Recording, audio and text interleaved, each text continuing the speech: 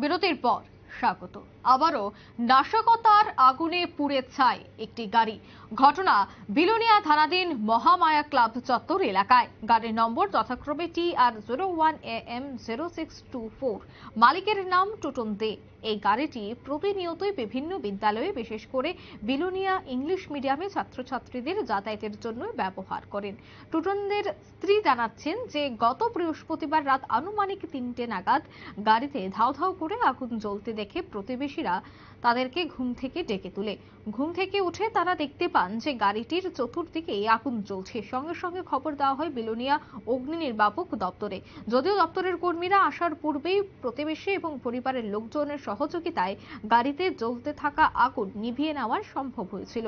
তাদের বক্তব্য অনুসারে এই আগুন কোনো যান্ত্রিক ত্রুটির জন্য হয়নি, এটা শত্রুতার উদ্ধার করার জন্য পরিকল্পিতভাবে লাগানো হয়েছে। রুজি রোজগারের একমাত্র সম্বলহারী গৃহস্থের আত্মচিৎকার করা ছাড়া আর কোনো উপায় এই মুহূর্তে নেই। সে বিষয়ে কি বলছেন সংশ্লিষ্টরা শোনাবো। নাম? আপনার গাড়িটা কার? কি হয়েছে ঘটনা কোন তো?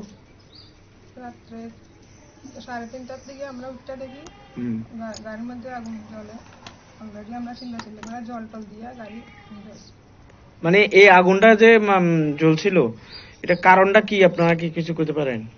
কারণটা তো করতে পারি না, দেখছি অনেকে দেখে চিল্লাচিল্লি করে, আমরা ঘুমের থেকে উঠতে দেখে জল টল এবার অনেকের ডাক দিয়ে মানুষের ডাক দিয়ে জল টল নিয়ে আসে।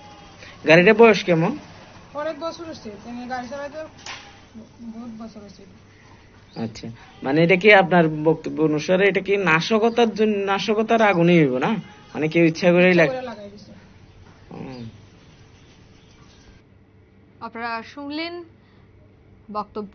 অর্থাৎ ইতিমধ্যেই এই বিষয়ে বিলোনিয়া থানায় একটি মামলা রুজু করা হয়েছে এবং মামলা তদন্ত করে রিপোর্ট পেশ করবে বলে জানা যায় থানার তরফ থেকে। কিসের থেকে আগুন তা কিন্তু কোনোভাবেই সঠিক সিদ্ধান্তে আসতে পারছেন না তদন্তকারী অফিসার থেকে শুরু করে সাধারণ মানুষ।